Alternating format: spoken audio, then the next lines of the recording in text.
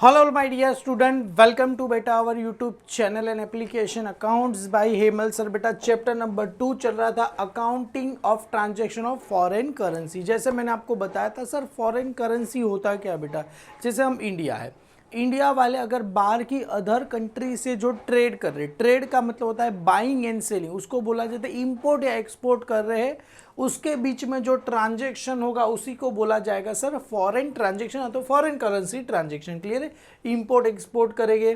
तो सर यहाँ पर क्या था, अगर हम इंडिया है, एग्जाम्पल के तौर पे हमने यहाँ पर मतलब वो ट्रांजैक्शन तो मैंने मिटा दिया, यहाँ पर आपको मैं जस्ट आगे एक्सप्लेन करूँगा। सबसे पहले यहाँ पर बोला क्या गया है बेटा, ध्यान से देखो, बहुत ही सिंपल है। अभी मैं एक और तरीके से आपको सिखाऊंगा जो सबसे सिंपल है, एकदम एग्जाम में आप ऐसे ही सॉल्व करने का। क्लियर, एकदम ही सिंपल है, कुछ ज़रा भी नहीं है।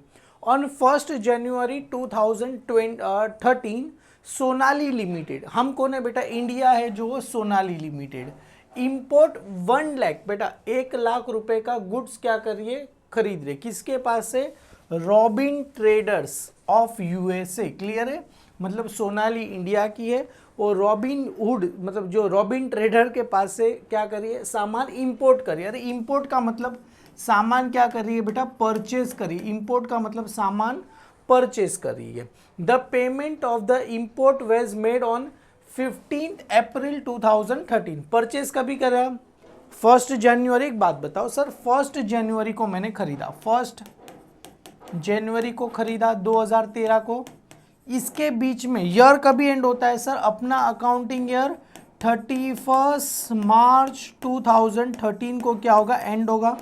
मतलब हमने यहाँ पर परचेज किया सामान, यहाँ पर अपना अकाउंटिंग ईयर क्या होता है सर, एंड होता है। अकाउंटिंग ईयर क्या हो जाएगा सर, यहाँ पर एंड होगा। और हम पेमेंट कभी करेंगे सर, 15 अप्रैल, मतलब 15 अप्रैल 2013 को हम क्या करेंगे सर, पेमेंट कर रहे हैं। क्लियर है बेटा, done. Sonali limited close the books on 31 मार्च, यहाँ पर यही बोला है 31 मार्च एवरी ईयर को बुक्स क्या हो रही है, खत्म। अगर ये बोला नहीं होता तो मान के चलते अपना अकाउंट ईयर 31 दिसंबर को खत्म हुआ है, पर यहाँ पर बोला है 31 मार्च को एंड हो रहा है। The exchange rate on the revalued relevant date where यहाँ पर दिया गया है 1 अप्रैल को एक्सचेंज, मतलब 1 जनवरी को एक्सचेंज रेट कितना है सर, 46 था। उसके बाद सर 31 मार्च को एक्सचेंज रेट कितना दिया गया, 45 दिया गया है। उसके बाद सर 15 अप्रैल को एक्सचेंज रेट कितना दिया गया है, 48 दिया गया है। तो सर कैसे क्या करने का बेटा, बहुत ही सिंपल है।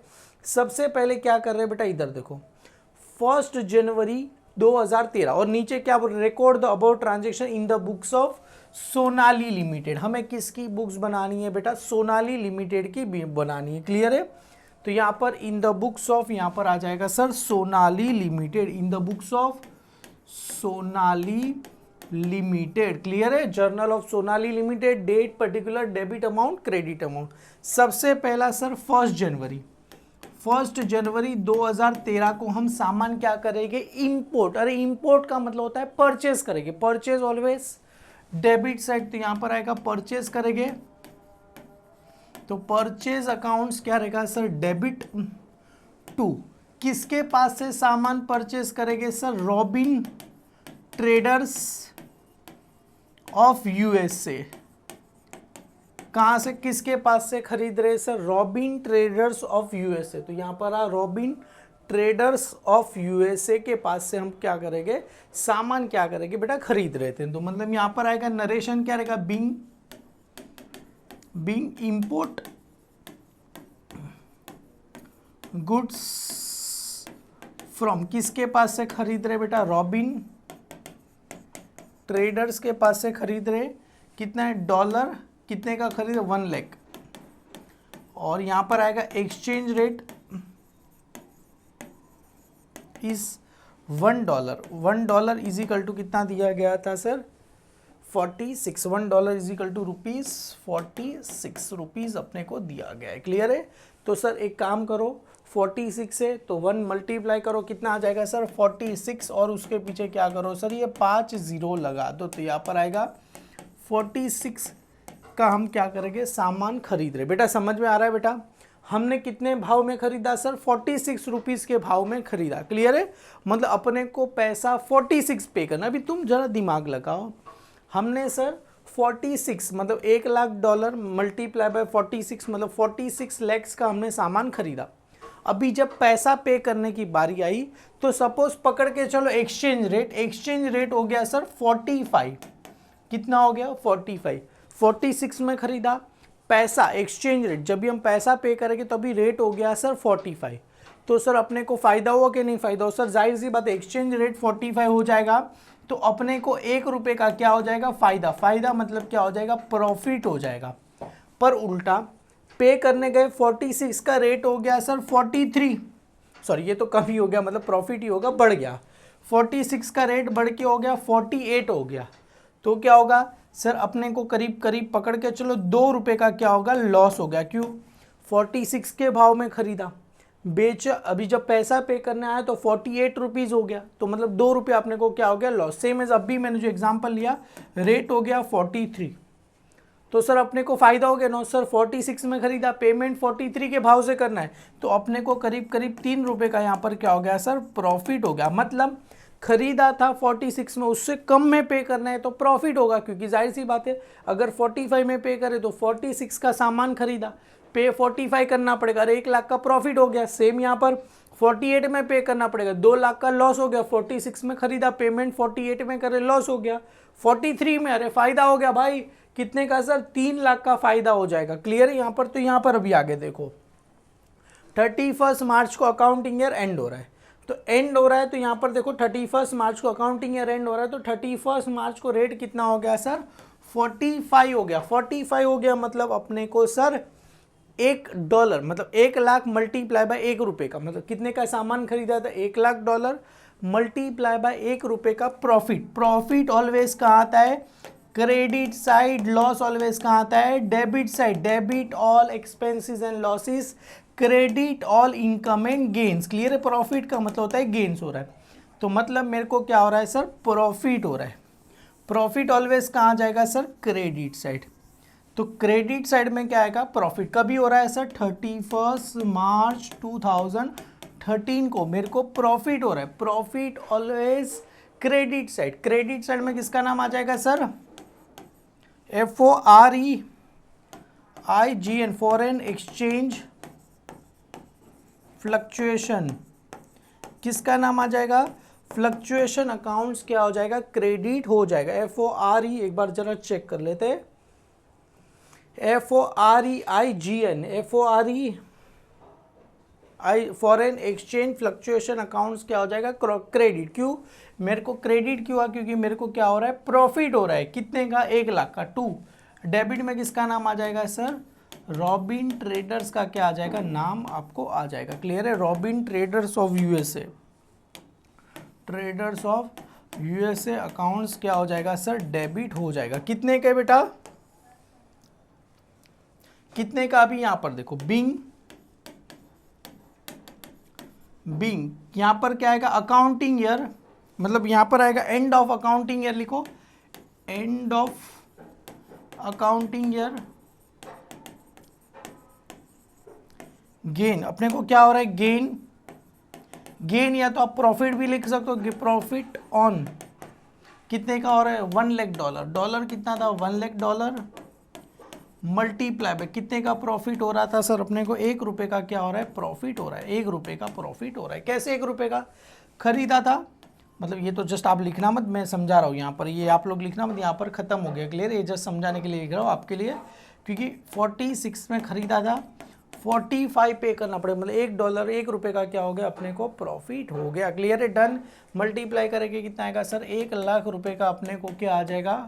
प्रॉफिट आपको आ जाएगा। क्लियर है? और याद रखना, अकाउंटिंग ईयर जब भी एंड होता है तो ये FEF मतलब फॉरेन एक्सचेंज फ्लक्चुएशन रेट कहाँ ट्रांसफर होता है sir? Profit and loss account में क्या होगा? ट्रांसफर होगा। मतलब इसी दिन को 31 मार्च 2013 को ये एंड की एंट्री, मतलब अकाउंटिंग ईयर एंड हुआ तो अपने को प्रॉफिट हुआ, और ये जो फॉरेन एक्सचेंज फ्लक्चुएशन कहाँ पर है? क्रेडिट। उसको उठा के क्या लिखो sir? Debit. Foreign exchange fluctuation कहाँ पर था? क्रेडिट, उसको उठा के क्या लिखो सर, डेबिट। कितना है सर, 1,00,000 रुपए। कहाँ जाएगा sir, profit and loss account में क्या होगा, ट्रांसफर होगा। कहाँ पर ट्रांसफर होगा, प्रॉफिट एंड लॉस अकाउंट्स में क्या होगा, ट्रांसफर होगा। कितने हैं सर, 1,00,000 रुपया क्या होगा, ट्रांसफर होगा। नरेशन क्या रहेगा, बिंग। नरेशन क्या रहेगा, बिंग। FEF शॉर्ट फॉर्म में लिखो चलेगा, FEF ट्रांसफर टू, किस में ट्रांसफर करेंगे, प्रॉफिट एंड लॉस अकाउंट। किस में ट्रांसफर करेंगे, प्रॉफिट एंड लॉस अकाउंट में ट्रांसफर करेगा। अभी कोई पूछेगा कितने में खरीदा, तुम बोलोगे सर 46, नहीं अभी इसको भूल जाओ, 46 को भूल जाओ। अभी ईयर एंड होते समय हमने रेट कितना डिसाइड किया था, 45। तो अभी अपने को ऐसा सोचना है, हमने सामान को कितने में खरीदा, 45। अभी 46 को भूल जाओ, क्योंकि ईयर एंड हो गया, हमने प्रॉफिट बिफिट सब कर लिया। अभी याद रखना हमने कितने में खरीदा सर, 45 में। 46 को भूल जाने का, क्यों, ईयर खरीदा था।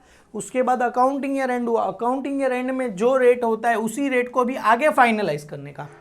अभी हम पेमेंट कभी करेंगे सर, 15 अप्रैल 2013 को, और 15 अप्रैल 2013 को रेट कितना है, 48। तो अभी सोचो हमने खरीदा कितने में था, 45। पेमेंट कितने में कर रहे हैं सर, 48 में कर रहे हैं। मतलब सर मेरे को $3 का क्या हो जाएगा, 3 रुपए का क्या हो जाएगा, लॉस हो जाएगा। समझ में आया, 45 में खरीदा, पेमेंट कितने में कर रहे हैं, 48 में कर रहे हैं। मतलब मेरे को 45, 46, 47, 48, 3 रुपए का क्या हो गया, लॉस हो गया।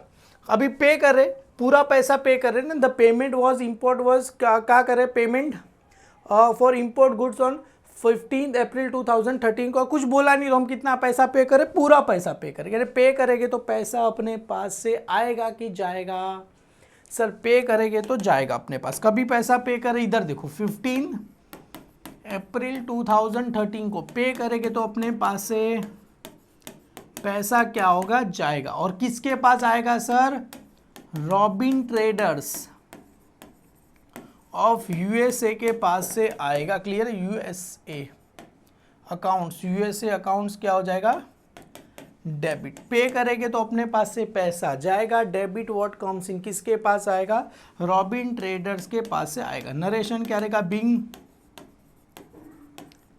पेमेंट ऑन इंपोर्ट, हमने क्या किया था, इंपोर्ट गुड्स।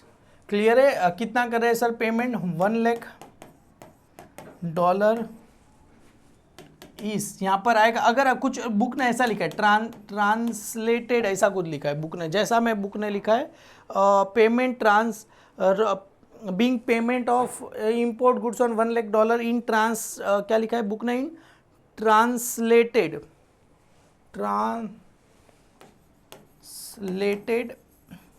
तो बुक ने ऐसा लिखा है, $1 इज इक्वल टू ₹48। क्लियर है, बस ऐसा लिखा है, translated being payment on Robin traders ऐसा लिखा है। मतलब मेरा सबका नरेशन में कुछ भी लिखो चलेगा, being payment on import goods 1,00,000 in translate $1 is equal to 48। तो अपने को कितना पैसा पे करना पड़ेगा, 48 लाख रुपीज पे करना पड़ेगा। कितना पैसा पे करना पड़ेगा, 48 लाख। पर सर हमने पे कर दिया, पैसा गया रॉबिन ट्रेडर्स पे पास आया, अपने को प्रॉफिट हुआ कि लॉस हुआ, सर अपने को कितने का, $3 का क्या हो गया, इधर लॉस हो गया। लॉस ऑलवेज कहाँ आता है सर, डेबिट साइड, याद रखना लॉस ऑलवेज कहाँ जाएगा सर, डेबिट साइड। तो डेबिट में किसका नाम आएगा sir, loss always debit side. इसी दिन को लॉस हुआ 15/4/2013, लॉस ऑलवेज कहाँ आएगा, डेबिट। तो यहां पर आएगा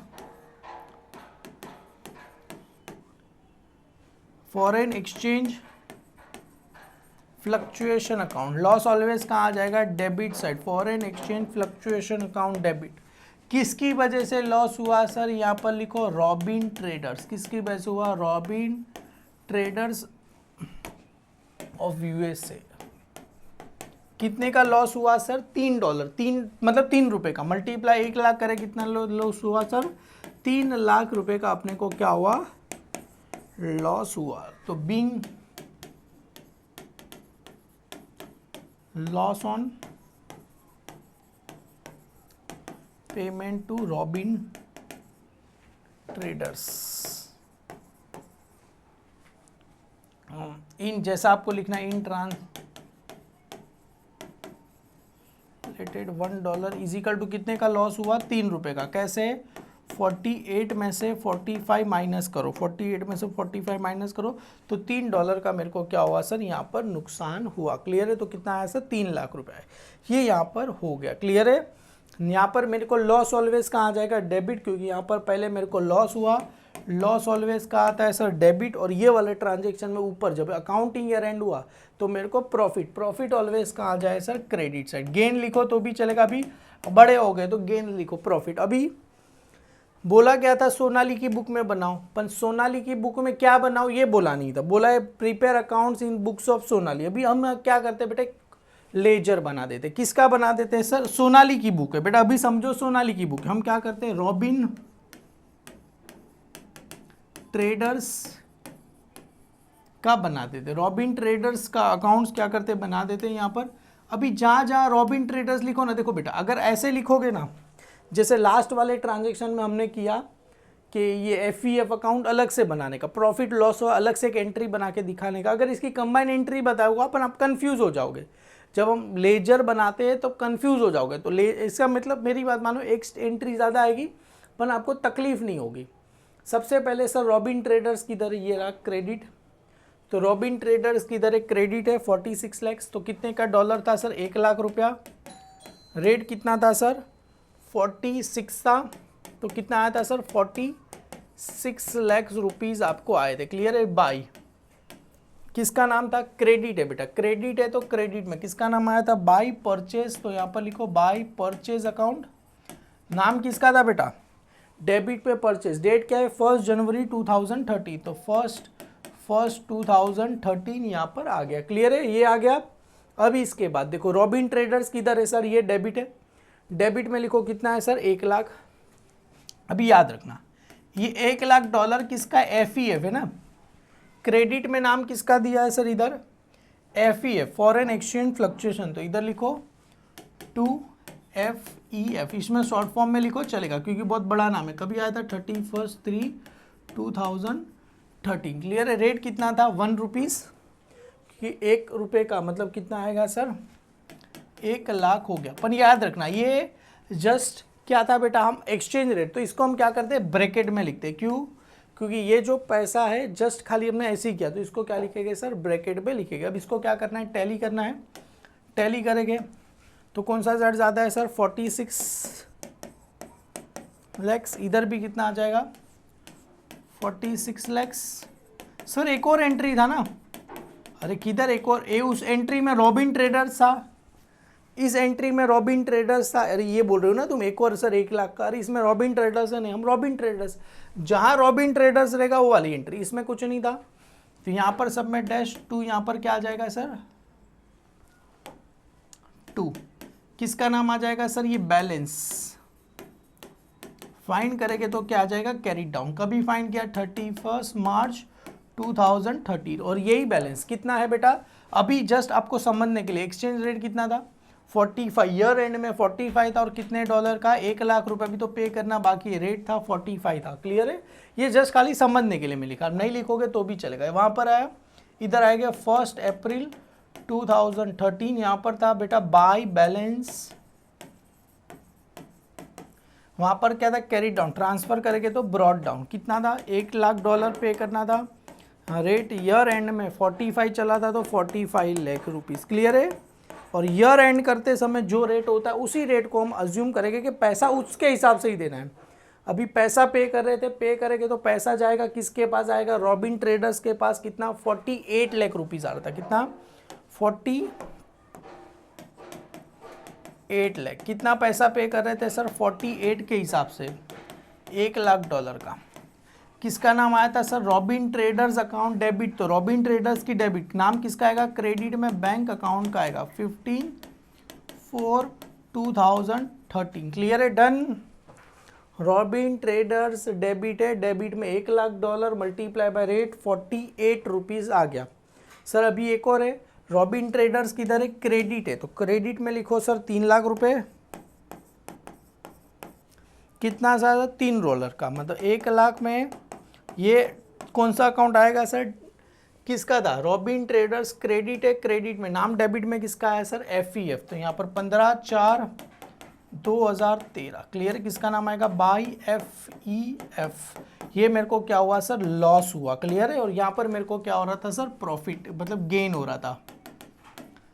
ये मेरे को क्या हुआ, लॉस हो गया, क्लियर है। कितने डॉलर का हुआ, 1 लाख मल्टीप्लाई बाय 3 करो तो यहाँ पर सर टोटल हो गया 48 लाख। इधर भी हो गया सर 48 लाख। सम क्या हो गया, टैली हो गया। ये अलग तरीके से किया, जहाँ पर FEF को अलग से। अभी आगे के सम में मैं ऐसे ही करूँगा, सिंपल पड़ता है। अगर इसी को कंबाइन एंट्री में करते तो कुछ इस प्रकार से आता। जैसे अगर इसी को मैं दोनों को कंबाइन करता तो रॉबिन ट्रेडर्स को कितना पैसा देना था, ऐसे आता। रॉबिन ट्रेडर्स अकाउंट्स डेबिट कितने से आता उसको सर, 45 लाख पे करना था।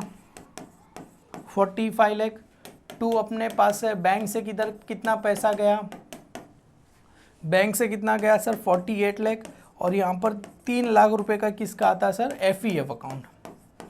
तो इसमें क्या होता है, बच्चा कंफ्यूज हो जाता है कि क्या एंट्री पास करूँ, कैसे पास करूँ। तो एंट्री को नहीं करते, डायरेक्ट ऐसे हम क्या करेंगे, 2 एंट्री बनाएंगे, समझने में आसानी होगा। पैसा पे कर दिया, कितना हुआ, फिर बाद में देखो प्रॉफिट हुआ, लॉस हुआ, फिर यहाँ पर आया प्रॉफिट हुआ तो FEF क्रेडिट, लॉस हुआ तो FEF डेबिट। और क्रेडिट में डेबिट में किसका नाम आएगा, सामने वाली पार्टी का क्या आ जाएगा, नाम आ जाएगा बेटा, क्लियर है। यहाँ पर क्वेश्चन नंबर 2 खत्म होता है बेटा। क्वेश्चन नंबर 3 में मिलते हैं, हालांकि ये सिंपल था।